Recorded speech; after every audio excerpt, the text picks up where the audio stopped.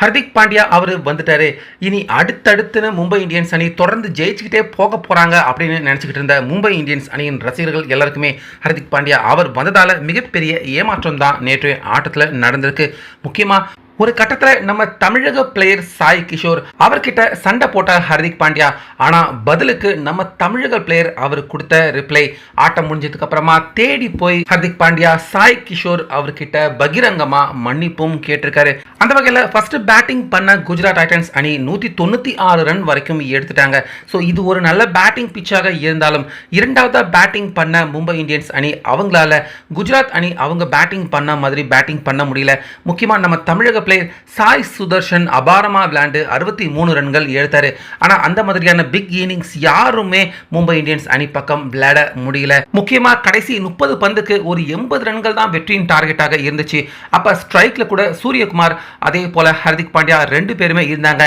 2 பேரும் எவ்வளவு பெரிய ஜாம்பவான்கள் நினைச்சா அடிச்சிருக்கலாம். ஆனா அந்த நேரத்தில் நம்ம தமிழக பிளேயர் சாய் கிஷோர் அந்த 16வது ஓவர் முழுக்க ஹர்திக் பாண்டியா அவர் ஒருத்தருக்கே சாய் கிஷோர் அவர் வீசிருக்காரு.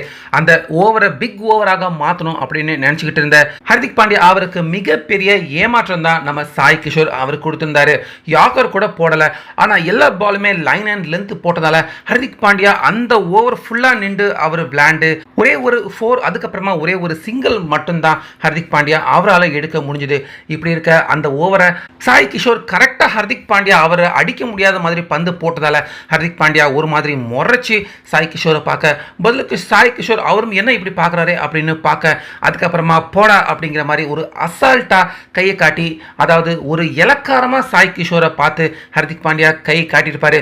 ஆனா சாய் கிஷோர் அதெல்லாம் மனசுல வச்சுக்காம இன்னும் ஒரு பால் இருக்கு அப்படிங்கிற மாதிரி கம்முனு கையை மட்டும் தான் இப்படி ஒன்று அப்படிங்கிற மாதிரி சாய் கிஷோர் காட்டியிருப்பாரு.